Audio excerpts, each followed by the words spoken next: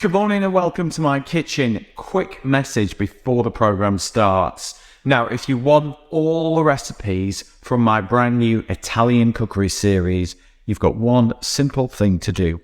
We've created an ebook. We've pulled all the recipes together. I've dug deep into my archive and found some amazing images of when we spent loads of time in Italy. We've put it all together as a team in an ebook for you. All you have to do is write free book in the comments now. It will then open up into Facebook Messenger.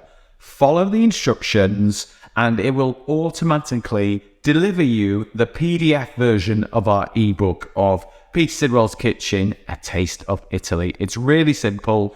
We'll put it down the side here, follow the instructions, and you'll get the book. Save it wherever you like, on your tablet, on your phone, or on your computer, and you've got it.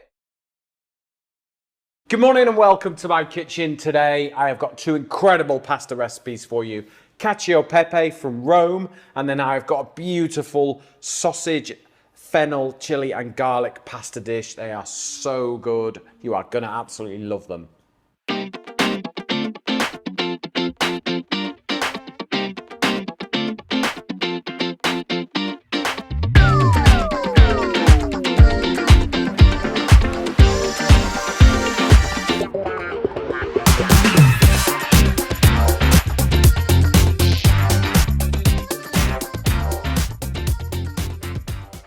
Right, cacio e pepe. We've had a little debate in here on how to pronounce it, and we've settled on cacio e pepe, haven't we? Yeah. Yeah? We're good. Very simple dish. It is from Rome, and it pretty much, traditionally, it would only have black pepper, olive oil, and pecorino cheese. However, I've meddled a little bit because I think it's nicer. We're going with 5 cloves of garlic. Promise you, it's right. I've tried it, it works, okay? But it is a very simple pasta dish. Right, let me get a knife. Okay, so first of all, I'm gonna get my pasta in. So it's important that you use dried pasta on this. To feed 4 people, 400 grams of dried pasta, okay? So I'll just pop that in there and that can cook. Now, let's get our olive oil into a non-stick pan. And we can just slowly heat that up because this is going to make our sauce. So there's like 2 or 3 tablespoons of olive oil in there, but that might sound a lot to you. It doesn't to me, but you need it because we're going to make an emulsion sauce. And that means we will emulsify the fats and some of the starch water to make a really delicious sauce. So garlic first. We're just going to slice it, okay? So our oil is heating up nicely while we do this. So Emily, you're going to Italy later on this year. I am. How have you found the series? Have you sort of discovered some new dishes that you thought? Yeah, I feel like I'm going to be able to eat like an Italian when I'm out You know there. what you're looking for now? Yeah. Yeah, good. And out of all the dishes that we've created so far, which has been your favourite? The ragu was a good one. The Tuscan ragu, the cinghiale? Yes. So you're going to look for that, are you? Yeah. But the soup, I have to say, your bread and tomato soup was... So the one recipe that you were the most sceptic about is in your top 2 of the series. Yeah. Well, what can I say? I'm a little smug. You can swiftly move on. Anybody else want to let me know what their favourite recipe out of this series is? Please do post it in the comments below. I'd love to know.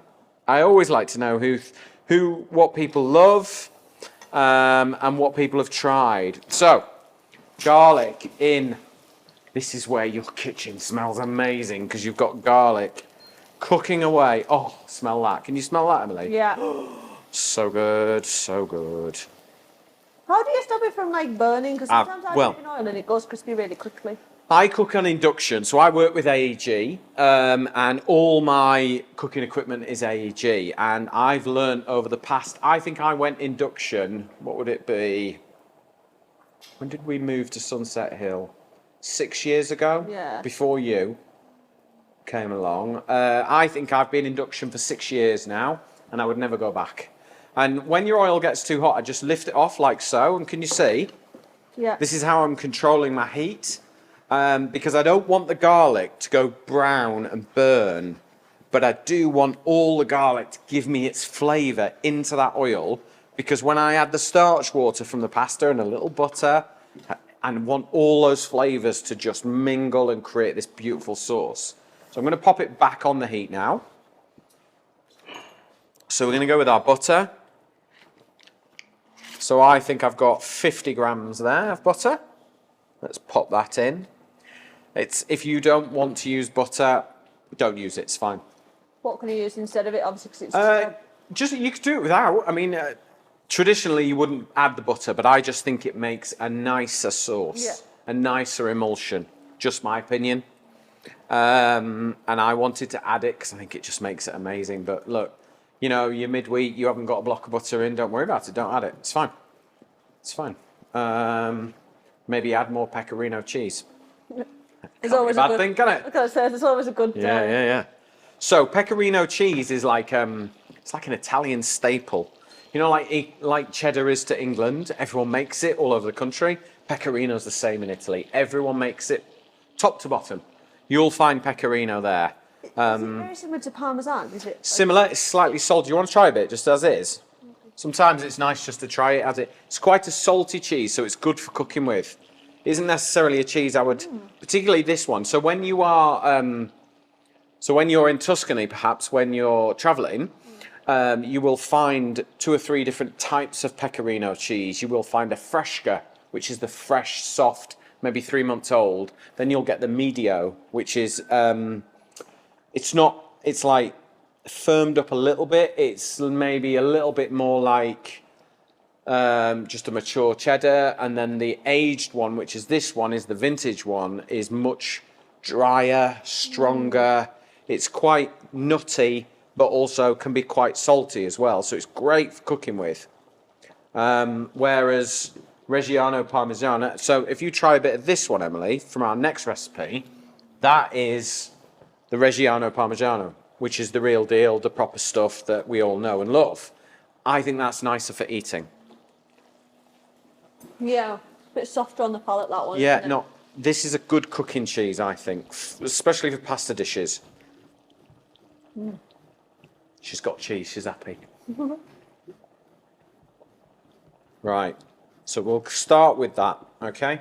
And is there any other cheese you could use for this? Or do you not?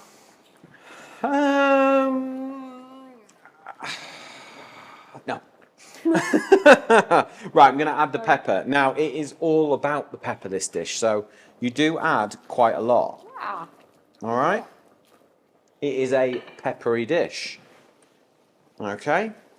But can you see how the garlic's just starting to go a little golden? Okay? Well, does it look like it's gone bitter? Yeah, it will go bitter if you leave it to go too long. Okay? So you can see it's just starting to go golden, that garlic, and we are almost ready for our starch water. Now, if I just put a ladle into this pan, and can you see how cloudy that water is, Emily? Yeah. Yeah, if I add that, that's full of starch. And now, by turning it and rolling the pan, we're going to get that water, that butter, and that oil to emulsify together. And that's what's going to make our sauce. So we'll have a little look at our pasta. Just give it a good turn. Okay, so can you see how that's reduced down now, Emily? And it's become one sort of single emulsified liquid. That is ready to go. So if I grab my pasta, lift it onto there, and then we can simply lift it out, leave the colander in the cupboard, lift the pasta out, and sit it in the sauce, because then it's going to soak up the sauce that we've made, and the pasta is going to taste way, way better. Okay? So this spaghetti has had 9 minutes, so it's still a little bit al dente. All right, but once it's off the heat, leave it off the heat. And then add your pecorino cheese. A lot of Italians will say this particular dish, once it gets to this stage, don't put it back on the heat. The idea is that the residual heat will bring that together. So if I just stir that like so, that cheese will just melt in. Ooh. Are you going to Rome on your travels or not? Possibly. Do you not know yet? No, we haven't planned it yet. You haven't planned it yet, have you? No. Wait until this series was done and before you hedge your bets. Yeah, exactly. Yeah. I think so. I think it will, even if it's just for a day or two. Yeah. It is an amazing place. Amazing. See how creamy it looks now? And again, we've not added any cream to this because it's not necessarily something Italians would add cream to, but they make it creamy by using that magic starch water from the pasta. It is, honestly, it shouldn't, but it makes all the difference. Right, let's serve this up and you can have a little taste. Should I go that way? Yeah, you want it there? Yes, please. Okay. The simplest of pasta dishes. Sometimes the more simple it is, the better. I think this is kind of like a vegetarian's carbonara. Yeah. Yeah? Yeah. There we go. Let's pop that on there, put that there. And then I would always finish with a little bit more of the pecorino on the top. And there you go. That is how to make Cacio e pepe. Cacio e pepe. Cacio e pepe. I'm struggling with that one. I'll get there in the end. I can make it, but I can't pronounce it. Yeah. Does it taste good? Cacio e pepe. Don't worry, Emily. There's 2 forks out. Good. I'm just going to test it now and let the viewers know that it is delicious because I feel like it's going to be.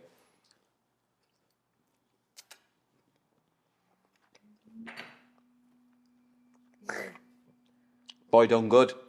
There you go. Oh, God. It's a good job you're behind the camera if I give you that, Emily. Better mute mine. Here you go. Try that. Tell me what you think while I tell the viewers where to get the recipe from. Now, if you want the recipe, scan the QR code along the bottom. It will take you straight to petersidwell.com where all our recipes are. You can also download our free app, Peter Sidwell's Kitchen. And if you want a preview of our forthcoming cookbook, Peter Sidwell's Kitchen Volume 1, just simply put in the comments, free book. And it will take you through into Messenger and I will deliver you a free preview of 20 recipes from our new book that's coming out later this year.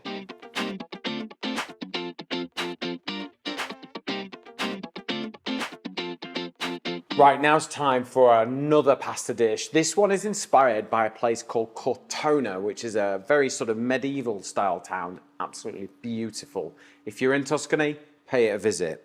So this dish is very much inspired by a combination of flavors that are very, very popular in Tuscany. So we're going with some fresh fennel. So we'll take the core off and then we are just going to chop it like we would an onion, okay? So down vertically and then horizontally, carefully, and then just chop it nice and fine. Fennel you will find growing on the roadside everywhere in Tuscany. So it is an ingredient, yeah, everywhere. And I actually brought some wild fennel sort of plants home once and planted them in the garden and they just came back year after year after year. And the wild fennel is much stronger. And it's lovely, but the stuff you can get in the supermarket is perfect for what we need. So half a bulb of fennel, we'll get that chopped. Okay, so olive oil into the pan, a decent amount because this helps make your emulsion sauce, okay? And then we're just going to grab our fennel and straight in, okay? Treat it like onion. Okay, so we're going to give it a little season of salt and that'll draw the moisture out. And then we want some chili flakes, not too much, just a little hint. And then a few fennel seeds just to reinforce that fennel flavour. And then I've got some sausage here. So just take the sausages, these are just normal Cumberland sausage from the butchers, and just cut and peel the skin away. Okay, so it makes a really, really good way of just break it up and add it in, all right? And we're going to use a spoon to break it up. So for what I'm doing, I only need 3, but the recipe I've done feeds 4, and I've used 6 sausages, which I think is ample. So it's quite a reasonably priced dish as well. Is there anything that you could use instead of sausage, or sausage kind of like the thing to use? Do you know what? If you wanted to make it vegetarian, you could probably use some wild mushrooms. You could use some aubergine, things like that. Or you could just, you could add some cooked roast chicken, things like that to it if you wanted to. But you wouldn't add it as early as what I'm doing if it was cooked, what you're adding. Okay, so let's use the back of a spoon and just press the sausage meat, okay? Because you want it to sort of break up. You don't want it in chunks of meat. You want it to break up a little bit like mince.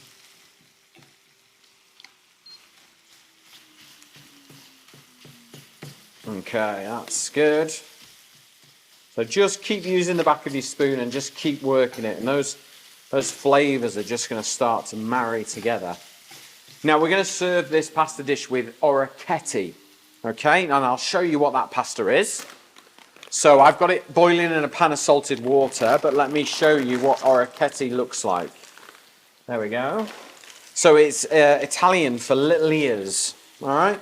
And all they do is they make a pasta dough and they cut a slice off and they just do that with a knife or a hand, and it just makes that little cup, that little shape. You can get it round in most supermarkets these days, really easy to get hold of. Get it in Italian delis, things like that. It's a lovely pasta. But if you can't get hold of it, just use whatever you can. You could use spaghetti, you could use penne pasta, farfalle, whatever you fancy. Any of those names that you love pronouncing, Emily? There's so many different pastas though, isn't there? Like... Oh, endless. Endless amounts of pasta. I mean, what have we used in this series? We've used spaghetti, we've used farfalle, the pasta bows, we've used orecchiette, we've made gnocchi. I think that's all the ones we've used, I think. I do like pappardelle, really big, thick ribbons of pasta. Love that stuff. Right.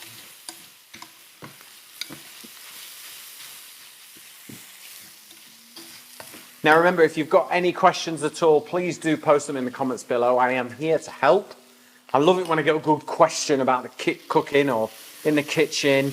I take it as a challenge to make sure I can help you, and that's the great thing about this show. Is if you're not sure about something or you've seen me do something and you're like, I'm not sure, post it in the comments and I will get back to you.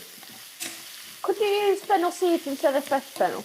You can. I've used both in this. Yeah. So I've used half a bulb of fennel and I've used some fennel seeds, and that's what these look like, purely just to reinforce the flavour. Now, if you can't get fennel seeds, use a bit of dried tarragon. That's kind of the nearest flavour I could get you to. Because it's got that sort of slight aniseed flavour. Now, can you see where it's catching here on the pan, Emily? Yeah. That's okay, because when we add the starch water from the pasta, it's going to lift all that flavour off, and it's going to do what we call deglaze. So when you add the liquid to that pan, it boils and bubbles and just lifts all the flavour off the pan. It's brilliant. It's lovely. So you can see how that sausage has just broken down now.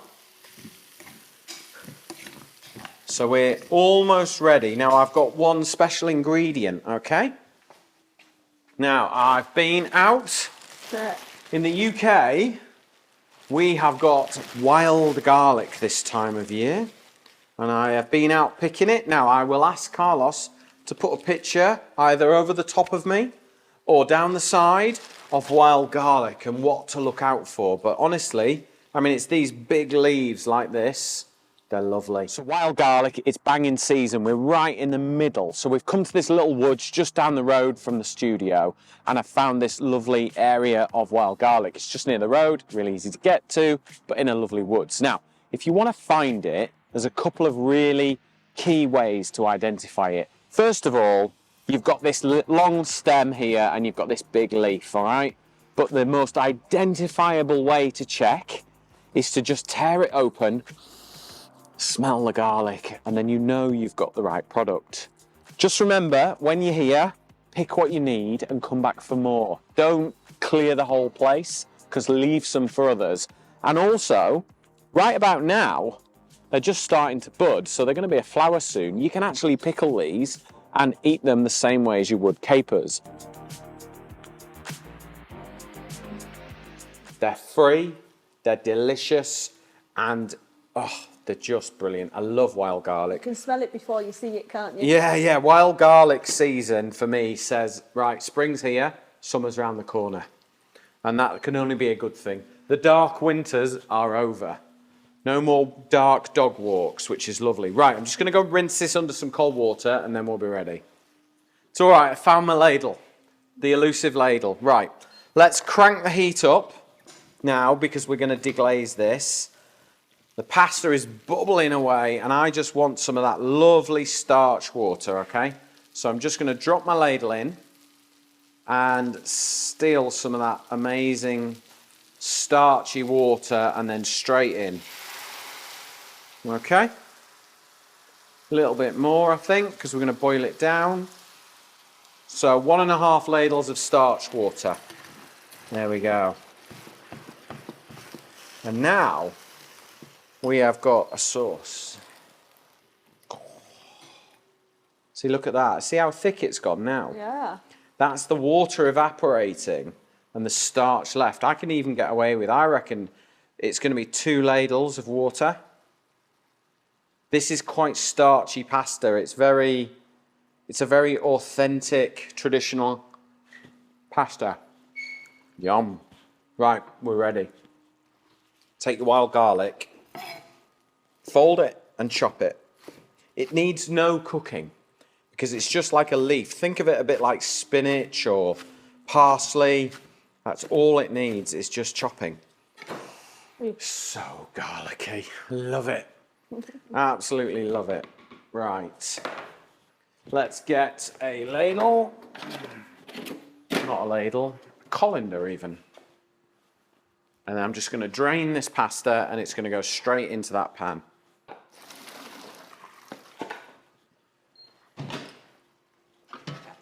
Are we ready? Yeah. So straight in with your pasta. Oh gosh, it swells up a little bit, doesn't it? Hey? Oh, a little bit bigger. Yeah. It swells up. And then we're just going to start to stir it together. Now, before we add the wild garlic, let's just stir this around and get that sauce coating the pasta. And it's little things like this that will help take your pasta game to the next level. There we go. Now we're going to get in some Parmesan. That's spoon out of the way for the minute. Some Parmesan in there. I've switched the heat off now because it doesn't need any more cooking. All it needs to do is just sort of marry together and become best friends. Oh no, there's a bit of Parmesan gone. I could eat Parmesan on its own all day long. Love it. Right, we'll give that a little stir. Smells lush. Yeah, I think this is one of my favourite pasta dishes, this. Okay, in with our wild garlic. And it just makes it so vibrant now. Oh, it smells so good. Little stir and that's it, we're done. Let's see if I can just do a little toss. There we go. Right, I'm going to plate up, Emily. Which is always a good sign because it means we're nearly ready to eat.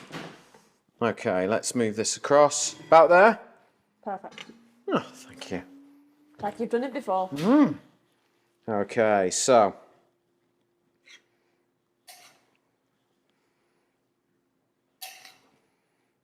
So just a bit of a recap what's in here in case you've forgotten, in case your mouth's watering.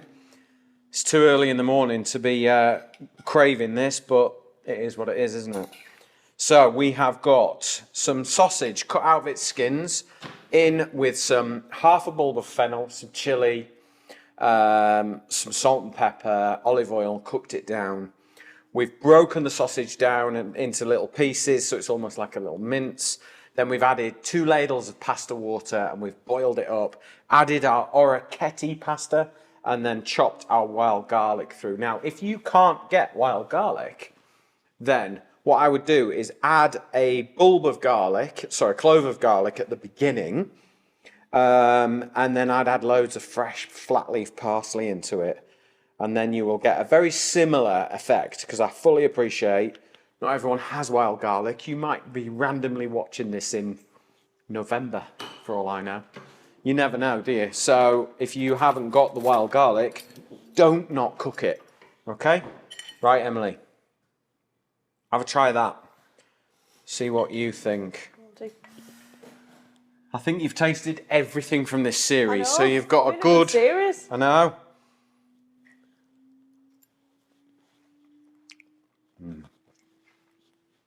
Oh my goodness, that is so good. Oh. That is really good. I won't be a minute. Silence. Amazing. If you want the recipe, scan the QR code along the bottom or go to petersidwell.com. You will find it there. Make this dish. It is really good. Thank you very much for watching. I hope you really enjoyed this dish and all the recipes from this series. Thank you very much, and I will see you on the next series.